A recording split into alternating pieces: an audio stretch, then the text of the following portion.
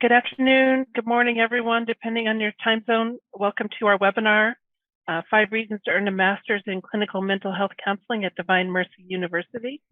Today we have our School of Counseling graduate, David Edwards, joining us from Gilbert, Arizona, to talk with us about his time at DMU and his experience after graduation. Just a couple housekeeping notes as we wait for people to jump onto the webinar.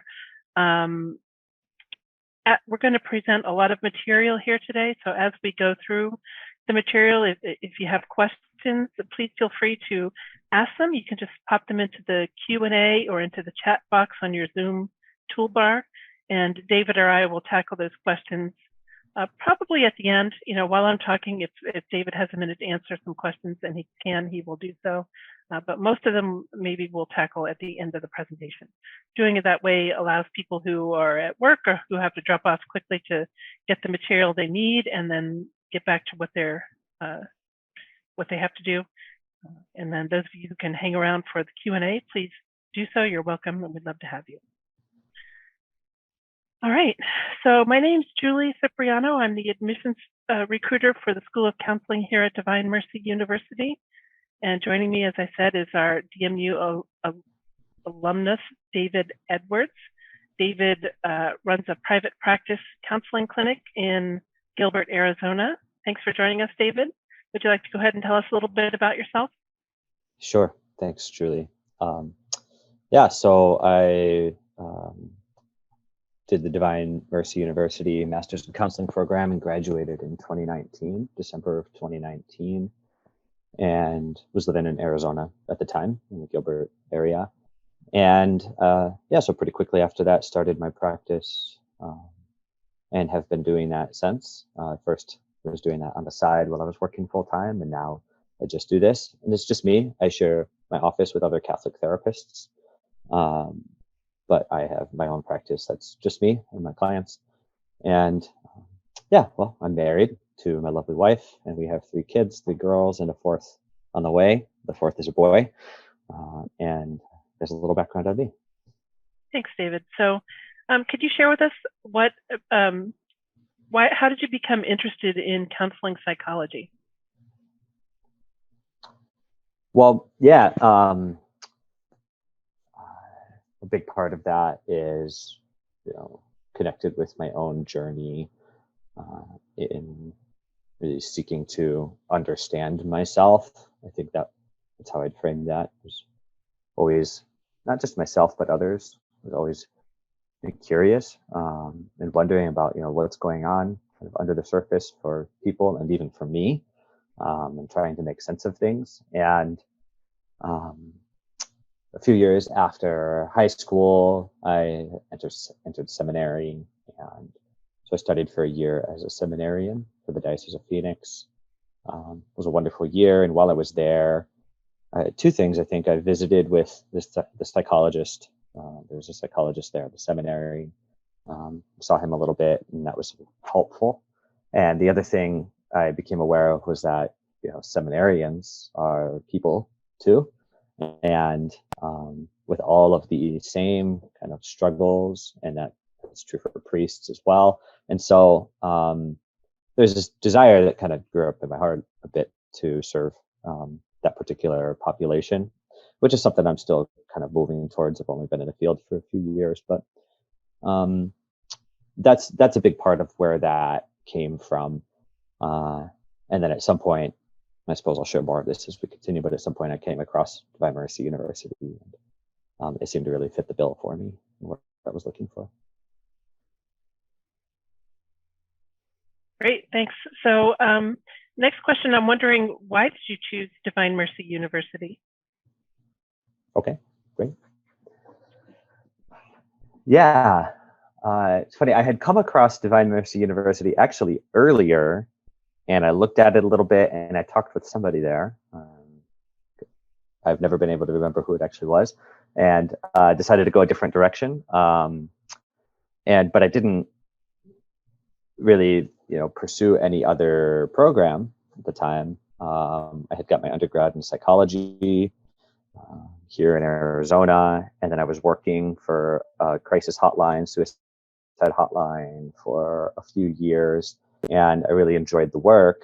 But it's also very short term, just really brief connections with people. And I wanted something longer term. And I was also, during this time of practicing Catholic, and I knew that if I was going to really be in the business of helping people, that I needed to that my belief in God and in the teachings of the church needed to really inform what I was doing as a therapist. And so so I looked back toward Divine Mercy University at that point. And after talking with Julie, and reading some of the materials and probably attending a webinar like this, it seemed like a no-brainer to me that this was the place to get that connection between, a sound mental health kind of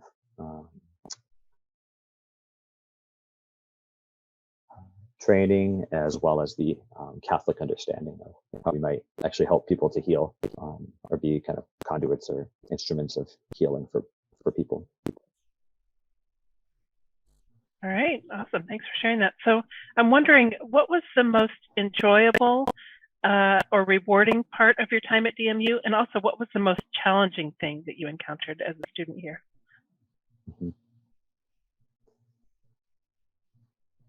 Well, definitely the most, that first question is really easy. The most rewarding was the connections I made with other students, the relationships I built with the students in my cohort.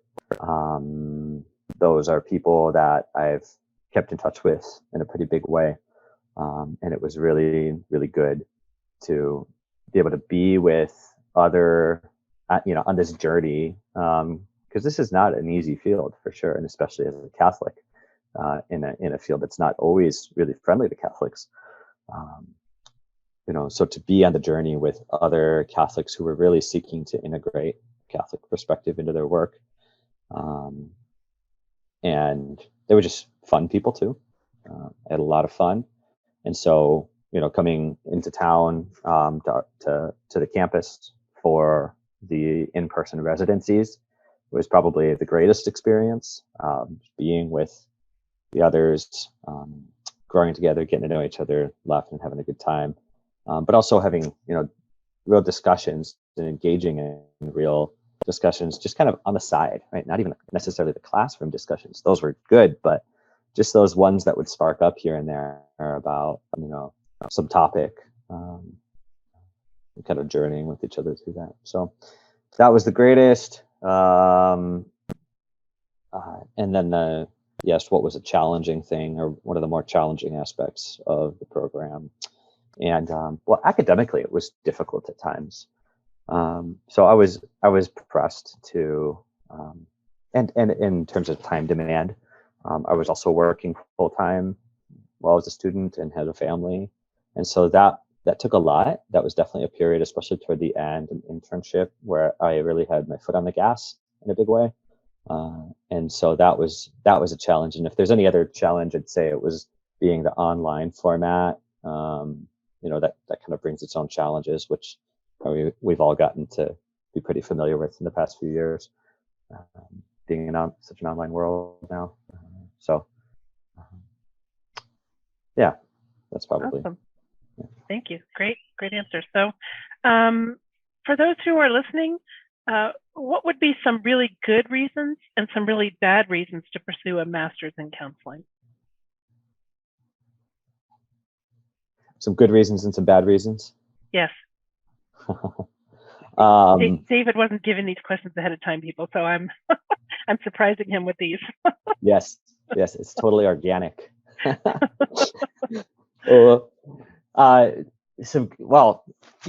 you feel a calling, right? If you take this to prayer and you feel peace around pursuing that calling or that career, of course, this is a good reason. If you have a desire to help people, this is a good reason. And even, people talk about that, people become psychologists or therapists because they're just trying to figure themselves out, and that's a bad reason. And well, I kind of already admitted to you that was one of my reasons. So outing myself on that, I don't think it's necessarily a bad reason. Maybe some people would disagree with me on that, but I think for many of us, that is part of it. We're on our own journey of learning about ourselves and healing. And I don't think it can be our only reason, but if it's part of the reason, I'd say it's okay. And so those are all good reasons.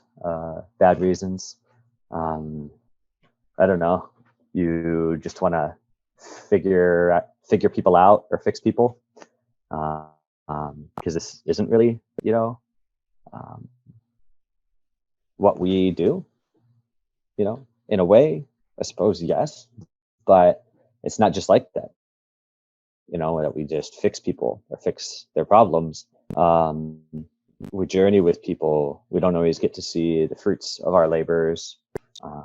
We don't always get to know that a person is having that, progress that we need. Sometimes it's difficult, if you're kind of ambiguous, if you're looking for a career where you can always be certain that you're doing the right thing at the right time, or, always having a great session or things like that, then it might not be the career for you. You might just need to work through that, because I think even for seasoned therapists, and not that seasoned yet, but I think from what I hear, even for the seasoned therapists, there are days where it can kind of feel like, what are we doing here? Or sessions, what are we doing here? And but that's part of it, is just journeying through the clients through that type of stuff. So hopefully that answers that question. Yeah, very good. Thank you. So in your view, what are some of the major differences between psychologists and counselors? I hear that question all the time. Let's hear what your take on that. Yeah, well, obviously there's a lot of similarity. We're both providing therapy, and as far as types of therapy or approaches to therapy, for the most part, we can provide, the same stuff. There might be some small differences, but, or there might be, even for psychologists as well as for therapists, there'd be, special trainings and things we'd have to pursue in order to provide certain types of therapy. EMDR would be an example. Obviously, psychologist has a doctoral degree, and so a few more years of training and experience, and so they have that, just in terms of kind of reputation, training, and education. They also have access and ability to conduct kind of a wider variety of assessments and tests, personality testing. They might often be doing things like application or admissions interviews for seminarians or deacons, things of that sort. Report writing reports on these assessments. Those might be some of the big differences. So if what you really want to do is just provide psychotherapy for people and just journey with them. No, I think that's great. Thanks. That's pretty much where I go with it. So what would be 2 or 3 of the most formative ideas that you learned at DMU that have been especially impactful in your career so far? One of the just driving forces behind the whole idea of DMU is the Catholic Christian meta model of the person, or just, I might just say that a Catholic understanding of the person. And so there's just kind of this framework. It's not a therapy approach, but just a way that we understand the person, the different capacities the person has, and the different needs. So the different needs that the human person has, and what I think I really value in this idea is that, obviously I have a practice that's pretty Catholic here. I identify myself as Catholic. I'm pretty open about that, but not all my clients are Catholic. Not even all of them are Christian. And so I think that this meta model of the person, or this Catholic understanding of the person is a kind of these goggles, or this framework, this vision. Client's not Christian, I'm not going to be like talking to them about, why they should be Christian. But I have a way of seeing the person as, inherently good, created good, fallen, redeemed, wounded, but healed, or capable of being healed, with an orientation towards healing and transformation. And well, there's a lot of other stuff that you guys would learn about the meta model of the person. So being able to apply that to all of my clients, that's really valuable too. And being in dialogue. MSC University is still pretty new. The field of psychology and psychotherapy isn't that old to begin with. And then integrating it with a Catholic perspective in the way that Divine Mercy University is doing is still pretty new. And so there's a need for a lot of dialogue about that. How exactly do we do this? So it's not that they have it all figured out to a job, I think, but the valuable ideas I got from that was we need to be talking with each other and kind of working through how we understand therapy, how we understand our Catholic faith in integration with providing therapy, what that actually looks like. So yeah, that's what comes to mind. Okay, thank you. So can you tell us a little bit about where you did your internship? What was its focus, and what impact did the internship have on your career trajectory after graduation? Yeah, definitely. So I had two different internships. The first one was at a behavioral health hospital. It's very long. Just it wasn't really aligned with work I wanted to do. I ended up doing intake assessments in the inpatient wing, and then running groups for adolescents, big groups, like 16, 17 people in these groups. And I was just in there, and it was kind of chaotic, and like, this is not the therapy I want to be providing. So I learned that lesson pretty quickly, and thankfully the internship director, my internship director with DMU, Dr. Sharp, was really kind of agile and responsive in working with me to find a new location, and found somewhere else. So the next place that I went to was just a local outpatient clinic. They've got a handful of locations across the valley, and not Christian or Catholic by any outward identification, but I was able to provide just outpatient psychotherapy to individuals and some couples as well.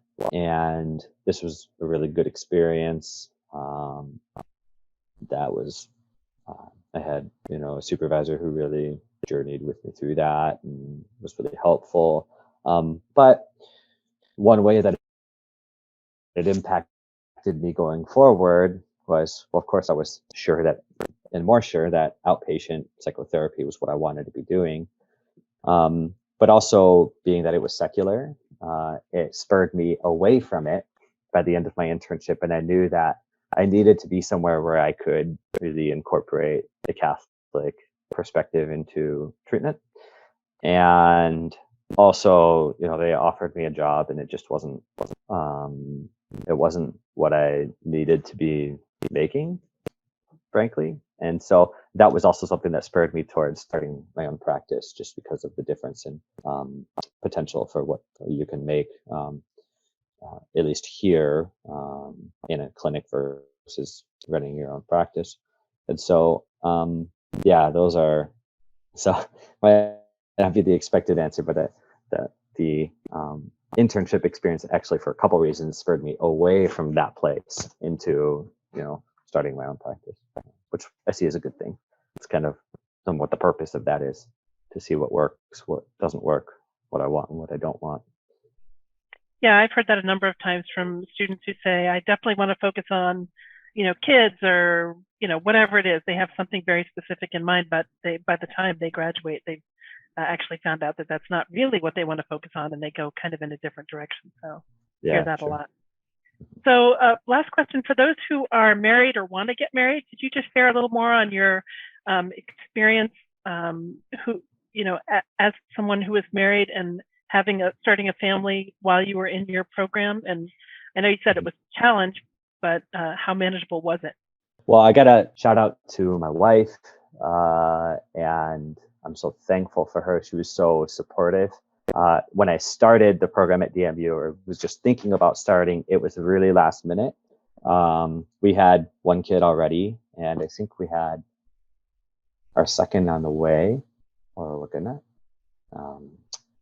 second on the way probably. And I was just kind of looking around, and then I talked to Julie, and it was like, oh, we've got a cohort starting in a few weeks, and if you jump on board, then you get some big discount on tuition or something like that. Well, scholarships available, special scholarships for it. So I went to my wife, and I was like, hey, I could do this thing, and she was like, yeah, do it. So she, no hesitation from her at all. She knew that that's where my heart was, and that it was going to be a good fit. And so we were prepared. We talked about it. We knew there'd be challenges, and it definitely was. One thing that helped was I had a job where I worked 4 days a week, 4 10s. And so it gave me an extra day, a little bit of extra time to be available to, do schoolwork and be with the family. And then we had another kid, and I think we had our third wasn't born until after I graduated, so that was good. So we had our second kid born while I was in the program. And yeah, like I mentioned before, there was a real period there, especially during internship, where I was working full time and doing my internship and coursework and family, where my foot was really on the gas for probably like 7 or 8 months. And I was working 6 days a week, really trying to protect Sundays, be with the family those days. But it was a big deal to have my wife be so supportive of what I was doing. But it definitely was challenging. It was a lot, and I don't regret it, but I know that that might not be for everyone to have their foot on the gas like that for that period of time. So thank you, David. I appreciate those answers. That gives us some good insight to get started with. So I'd like to jump into the slides now. 5 reasons to earn a master's in clinical mental health counseling at Divine Mercy University. I'll probably call on you here and there for a question or two, but for the most part, you can just enjoy the ride with everyone else. Okay. All right. So we are Divine Mercy University. We were founded in the late 90s under the name Institute for the Psychological Sciences. That college still exists. If you've poked around on our website at all, you've probably seen that name. That houses our psychology side. So in addition to the master's in counseling, we have a master's in general psychology, and we also have a doctorate in clinical psychology. What they found through offering those programs was that there was such a need for counselors, and particularly for counselors of faith. So they decided to go ahead and add the second college that we're discussing, the School of Counseling, and the Master's in Clinical Mental Health Counseling. So when a school has more than one college, that's the point at which they take a university name. So that's how we went from being plain old IPS to Divine Mercy University. We seek to provide our students an effective academic and educational environment to support the integration of the human sciences and the Catholic Christian understanding of the person. Our school is accredited. We are institutionally accredited by SACS, or the Southern Association. This is the baseline you should look for in any U.S. school you attend. So if you're considering other schools and they can't give you a simple yes to this Department of Education institutional accreditation question, that's your sign to go very quickly in the opposite direction. When you start talking about psychology and counseling, there are a couple of extra accreditations that can be earned. APA, you see that logo down here. American Psychological Association is kind of the big dog of all of those. DMU is an APA accredited school. In fact, we became only the second school in the whole history of the APA to receive the full 7-year accreditation grant on the first try. The other big accreditation is CACREP. That stands for Council for Accreditation of Counseling and Related Educational Programs, CACREP. If you haven't heard about that accreditation, just mention it.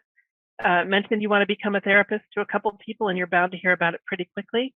We are a KCREP accredited school. Woohoo! Finally, it came through last month, and they'll be making the formal announcement here pretty soon.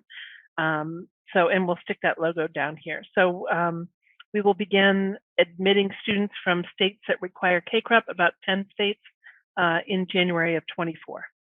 All right, so that's that. Any questions about accreditation, please feel free to pop them into the chat or into the Q&A, and I'll tackle them here at the end. So what makes DMU different? Well, David mentioned our Catholic Christian meta model of the person. This model is unique to our university. It was developed by our faculty, and it's the reason that most students use our school. So through this model, the professors will teach the students to frame a treatment plan based on the Catholic understanding of the person, that we are integrated beings, body, mind, and soul. And so when you inevitably encounter somebody in your practice who doesn't believe in God, who doesn't want to talk about God, that's okay. We understand that the objective truth of who they are and how they were created does not hinge on their belief or unbelief. So you can help them reach flourishing even if they never want to talk about God. The other thing the model does is it teaches such a nuanced understanding of the person that it would take a non-DMU trained therapist, I would think probably a lifetime of trial and error to kind of figure out on their own, if they ever fully do. So you do graduate with a leg up even on seasoned counselors. In my travels for the university, I've encountered internship site directors who tell us that our students are far better prepared than their peers who are supposedly at the same place in their education. And a lot of that, I think, has to do with this training in the meta model. So David, one more quick question for you, if you don't mind. We put here at DMU, we put a lot of importance on this meta model. So could you just give us a couple of examples of how it's used in class and what experience the meta model makes, or your experience with what difference the meta model makes within the context of, therapy for your clients? Yeah. Okay, I'll try that. So how it's used in class. So the meta model will have, I mentioned there's the theological vision of the person as created good, fallen, wounded, but also redeemed, these three. And then the rest of that, the Christian philosophical vision, psychological vision, kind of go over the different capacities of the person to be interpersonally relational, the intellectual capacities, emotional capacities, created for work, that work is a good, levels of calling, vocation for specific work, but also for, identity as a vocation toward holiness, right? That's what I'm trying to say there. Vocation toward holiness, to love, to be loved, all these different things, right? And so I know one of the ways that it would be used in class was there would be a case study presented. Here's an individual, here's their situation and background and everything, here's why they're coming to therapy.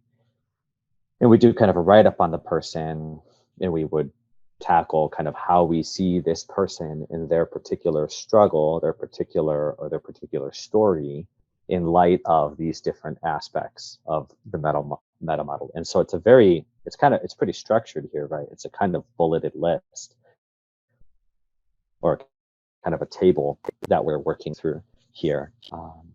And so that's helpful, I think, to when you're practicing, to really think about clients. And I've brought it in sometimes, definitely, to just think about, like, what am I missing with this person? Maybe that area, there's different areas of life for them that are really kind of coming up short for them right now that we need to focus on. Was there another part to that question? Sorry. Yeah, what difference do you think that this model makes in your daily practice, as a therapist? Yeah, okay. That, that what I was just saying, kind of, definitely brings a difference there. I've come to it at times when I feel stuck with a person, or I'm not really sure what aspect of their life we're missing, or it seems clear that something's missing. And so going through these different areas of the levels of calling, of vocations, interpersonal relationship, and the other kind of bullets in the meta model might help me to identify some place where we haven't really given much attention, and just say, hey,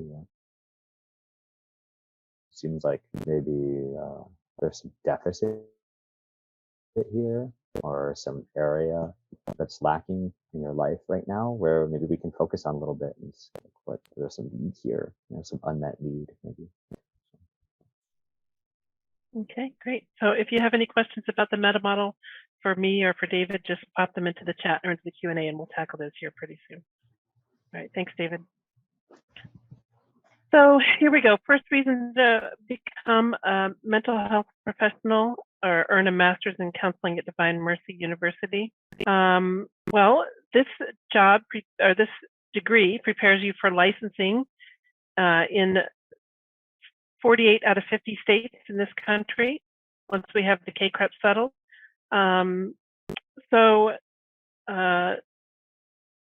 Let's see here. Licensing is something that happens after you graduate.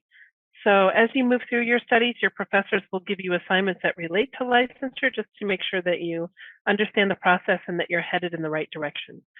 So the way it works is when you graduate, you sit for an exam, sometimes two, that varies by state.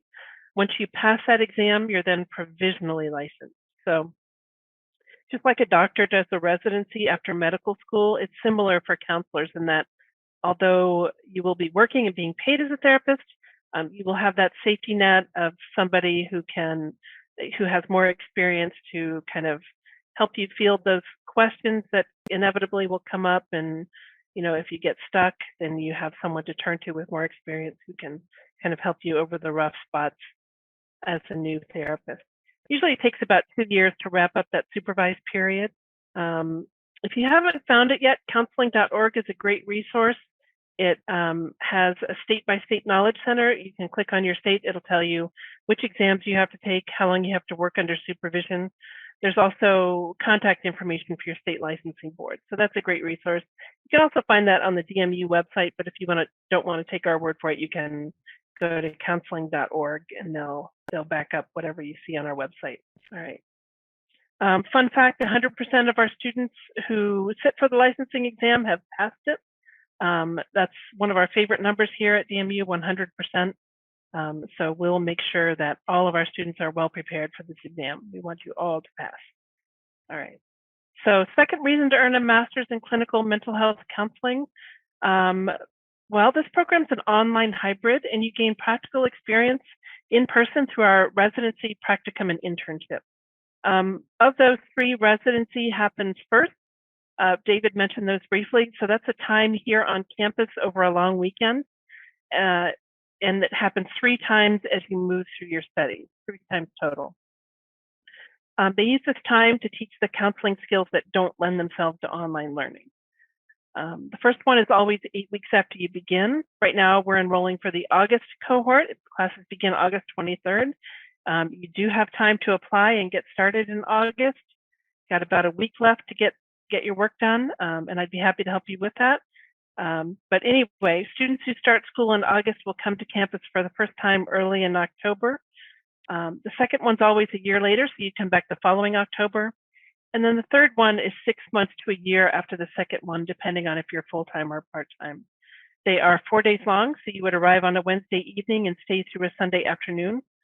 While you're here, they'll expect you to be on-site and attend the whole program. There is a fee for this training that's built into your tuition. The breakdown is $16.50 per residency. That fee covers your training, obviously, but also your hotel and most of your meals while you're here. It's a great opportunity, as David mentioned, to kind of bond with the people you've been in small groups with, cement those friendships, and work closely in person with your colleagues and fellow students. Once you've finished your third residency and the bulk of your online classes, you'll then step into practicum and internship. And these are done in your own area, in person, based on the kind of counseling work you'd like to do. Practicum comes first. So practicum is like a pre-internship. That's 100 hours of on-the-job training. This is what gets you ready for the real hands-on counseling work of your internship. And at least 40 of those 100 hours will be direct service with actual counseling clients. So you'll begin training, you'll learn the office processes, you'll begin to act as a therapist. Once you finish that training, you'll then step into your 2 internships. Each one is 300 hours and spans 16 weeks. We do have a director of internship who will work with you to help you identify a few places in your area that you'd like to work based on your interest. Our internship placement is 100%, so you will get one and we'll help you with it. All right, so I know that's a lot of info. If you have any questions, just pop them into the chat or into the Q&A. We'll get to those here shortly. All right, third reason to earn a master's in clinical mental health counseling, our faculty. This is maybe 20% of the faculty we have currently. All of our faculty are practicing and experienced clinicians, so they do understand what you need to learn to live out your vocation as a counselor. So we have on the left here, Dr. Vivlechka. She is our program director, so she makes the big decisions on waivers and transfer credits and all that good stuff. So she's kind of steering the boat here for the School of Counseling. Beside her are Dr. Keys and Sharp. They are the internship site directors. Dr. Keys handles everyone east of the Mississippi, and Dr. Sharp handles everyone west of the Mississippi. So they'll be instrumental in helping you identify your internship site and securing that place. Beside them, we have Dr. C. Liaco and Dr. Humes.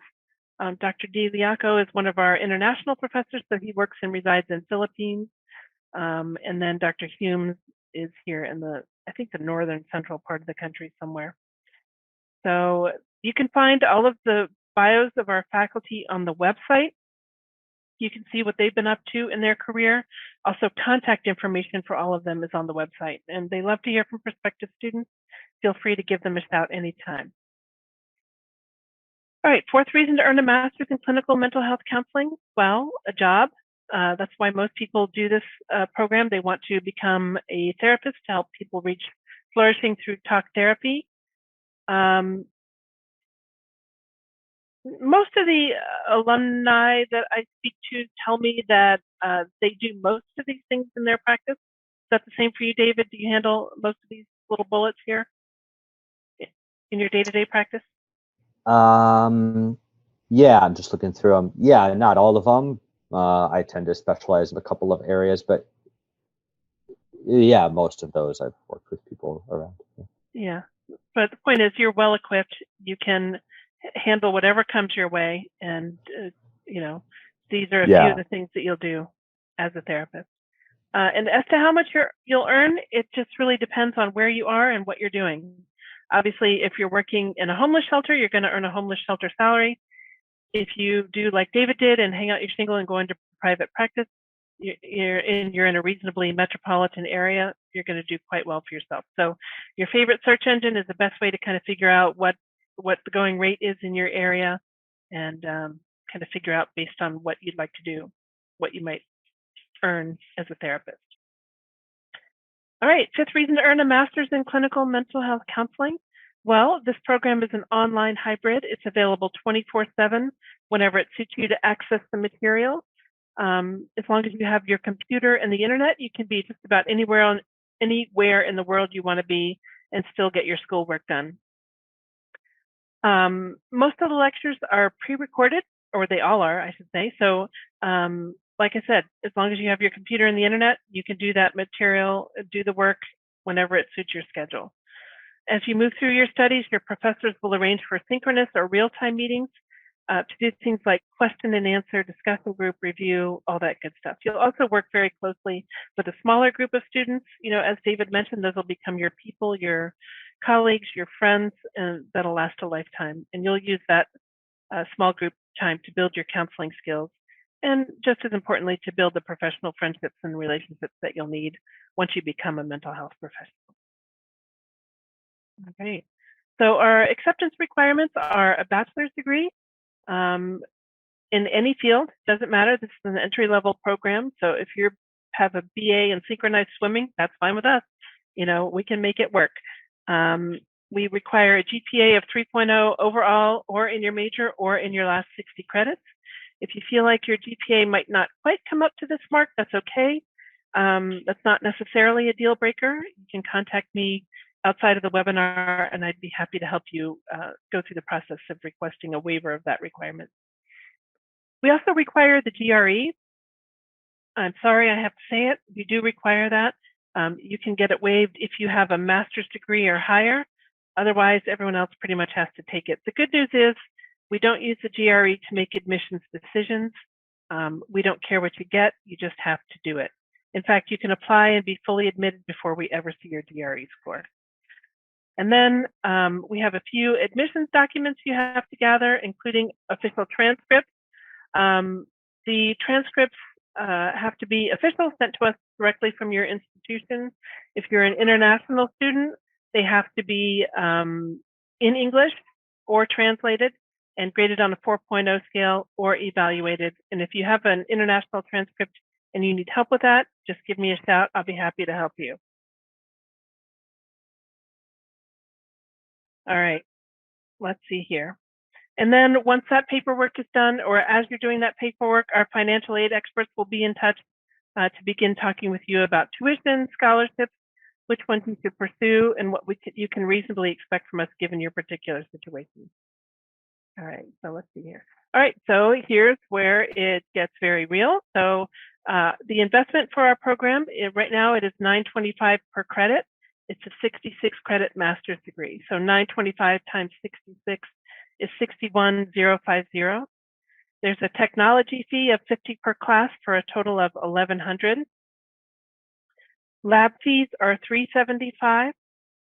And then the residency fee that I mentioned that covers your training and your hotel and meals while you're here for that training, $1,650 per residency for a total of $4,950.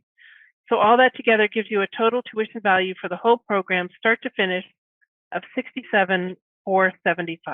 So that's $67,475. Now we have a number of ideas for ways to make that affordable. We do participate fully with the federal loan program. So if you felt like you wanted or needed a student loan, we can certainly help you with that. Some employers do offer tuition reimbursement. So if you're working, it's definitely worth a conversation with your employer to see if that might be a benefit that's available to you. We're also approved for veterans funding. We participate with a GI Bill, AmeriCorps benefits. So if you have any of those, or if they can be assigned to you, we participate with all of those. We do have a very nice scholarship program available. You can find them on our website and read through the list. They're designed very nicely so everybody qualifies for something. The way scholarships work is you can apply for 4, you can accept 2. We also have some alternate funding available. Some people use private funds. We have a matching scholarship available. So any nonprofit support you can find from outside the institution, whether it's from a religious or fraternal type organization, Knights of Columbus, an agency, something like that, we would match that up to $2,000. So that's a nice way to double any outside scholarship. Or close to double, up to 2,000, sorry. We also have a cash plan we can set up internally that's interest-free. So if you felt like you could pay by semester and chip away at it a little bit each month, we can set that up at no charge. There's also an interesting federal program called National Health Service Corps. So if you're a US citizen, this is something that's well worth investigating. You can use your favorite search engine. It'll come up first link, I promise, if you just search National Health Service Corps. The way this works is if you're willing to work in an area designated either low income or underserved for 2 years after you graduate, once you've served 3 months of that 2-year period, they'll give you a lump sum of up to $50,000 toward your student loan debt in exchange for that work. So this is a no-brainer if you can work it out. If you have to work under supervision anyway, it's a great way to go. All right. So at DMU, you can either apply for scholarships or you can take a tuition reduction through one of our partnerships. This is just a few of the institutions or entities we partner with. If you have an affiliation with any of them, there's a special tuition reduction for you. This is not an exhaustive list. You can check on our website. There's an even longer list there, which may be even missing a few. So, you know, if you have a question about this, just give me a shout. I'd be happy to talk with you about the tuition reductions that are available through these partnership agreements. So again, our acceptance requirements are a bachelor's degree, a GPA of 3.0 overall, or in your major, or in your last 60 credits. We do require the GRE, and then once your application paperwork is done, there is an interview process. There are 2 online video conferencing interviews to be done. The first one's easy. It's a quick 30 minutes with me. Mostly it's a coaching session to get you ready for the big interview. That's a 3-hour online group interview with 2 or 3 other applicants to the program and 2 faculty members. I will meet with you beforehand to be sure you're well prepped and ready to tackle that interview. So we talked about how to know if this was the right path for you. I ask you to carefully consider these 4 questions and give yourself an honest answer. You know, and if you can answer yes to them, then odds are that this is probably a good path for you. And I would invite you to use the application process as a discernment tool to kind of, you know, figure out if this is going to be the right place.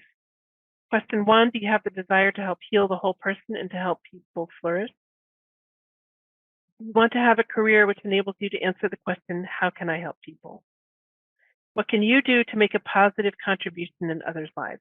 Can you be an instrument of healing? And finally, if you were to apply and be admitted, can you commit to the successful completion of the program? In other words, are you someone who finishes what you begin? Now, if you can give yourself an honest yes to all of these questions, again, I'd love to help you through the application process, and you can get started on that today. The application process is pretty simple, pretty straightforward. The first step is just an online demographic form. It takes 20 or 30 minutes. You could do it today if you want to. And in fact, if you'd like to get in on the August cohort, which begins August 23rd, I would encourage you to do that today. You have time, but you do not have time to waste for August. Once we have the first part of your application, our financial aid experts will be in touch to begin discussing tuition, scholarships, which ones you should pursue, and what you can reasonably expect from us given your particular situation. While you're doing that, we'll gather the required documents, and hopefully, you know, once they're gathered, set you up for your interview, and then hopefully admission. As I mentioned, classes begin August 23rd, 2023. You have about a week to get in on that cohort. I'd love to help you do that. So that is the end of our presentation for today. If you have questions and you want to put them into the chat or into the Q&A quickly, Dave and I will try and answer those here in the few minutes we have left. I'd love to hear from you. This is my name and contact information. You can call or text me at this number. You can email me anytime. And as a thank you for attending the webinar today, we'd like to offer you a waiver of the application fee. You just jot down this code CCMMP 1999. If you jot it down on a post-it and then lose it, just give me a shout. I'll be happy to give it to you again. If you have to drop off, thank you for your time. I really appreciate you being here. And I want to thank David for your time as well. I appreciate you taking time out from your practice to be on our webinar. Should we tackle some questions here, see what we have? Yeah, I've typed a few out. Oh, thank you. And oh yeah, thanks for inviting me. It's been a joy to be here. So I typed a few answers, and there's a couple more that I wanted to answer live, and then there's a couple that are probably good for you to answer that are more about kind of tuition stuff. The one I see here is, if I'm from California, could I still get into the program? So yes, California is open. The only hiccup for California, not really a hiccup, but just they require one additional class that most other states don't require. It's called psychopharmacology, and we would just add that onto your studies in its proper place. All right, so go ahead, David, what questions do you see? Yeah, one from Victoria that I wanted to answer live. So before deciding to enter into a program like this, did you reach a point in your own mental health journey where you felt healed enough, or did you simply learn to navigate around your own triggers and wounds? And the question does make a ton of sense. It's good. It's a great question. And I just want to say, like, really appreciate that you're asking that question. I think, you know, that is a really important thing to really think about and kind of work through. I don't know that there's, for me anyway, a point where I felt that I was healed enough. I think I'm very much on the journey, but you know, there probably is some important things to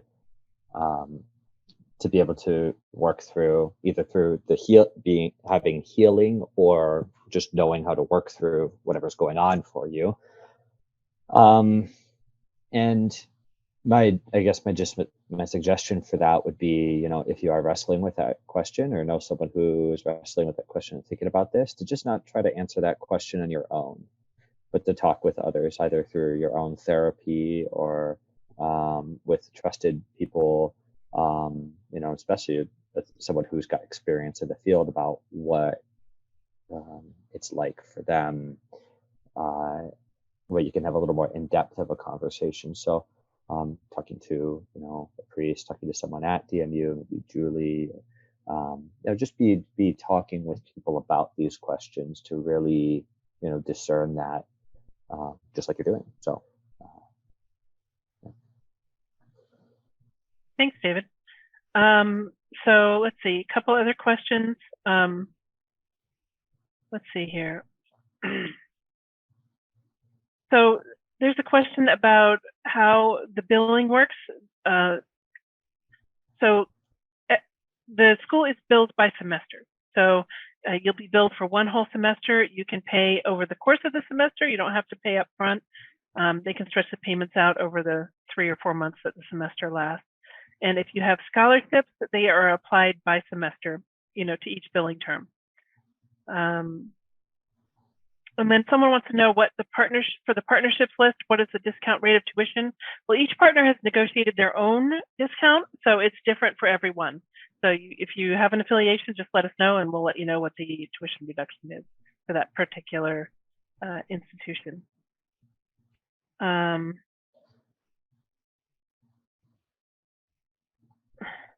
David, did you see that last question about utilizing? Yeah. Do you want to tackle that? Is that the question we can answer? Yeah, I'll do that. And there's one about starting my private practice. That one came on first. Let me answer that. Obstacles for starting private practice in Arizona. Associate therapist, which I've been an associate therapist for a couple of years. Obviously, you will be at first.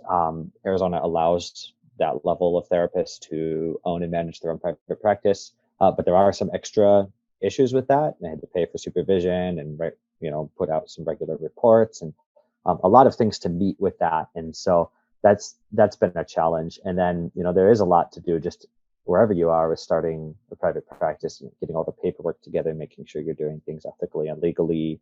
And then obviously in marketing, building a website, if you want to build a website, networking and getting connections for referrals and building the clientele. Having a niche really helped. I tend to focus in the area. I work with Catholic men mostly, sexual and pornography addictions, and that actually brings in a lot of clients just through that. So those are some of the obstacles. And then the question about IFS, internal family systems, is a particular approach to therapy. I did not learn that at DMU, so the program gives a big overview of a lot of the more popular kind of foundational or pioneering approaches to therapy. IFS is a lot newer and cutting edge and whatnot. So it wasn't so much gotten into. Something I've learned later. I'm actually starting the formal IFS level 1 training in a couple of months, which I'm pretty excited about. As far as adapting it, and now I will say, like, a lot of students from DMU have gotten into internal family systems. So there's a nice network of IFS therapists from DMU. And there's also a Catholic psychologist who put together a community of Catholic therapists who practice IFS, and so there's a lot of discussion and work in there about how we incorporate that with a Catholic perspective, because the IFS model as it isn't particularly not wholly Catholic friendly, but with some adaptations it is. So there's a lot of resources for that. I'd be happy to tell you more about that if you wanted to reach out to me. All right, great. Thanks again, David, for your time, and thanks to all of you for your time this afternoon. I really appreciate it. I'm going to end our webinar now.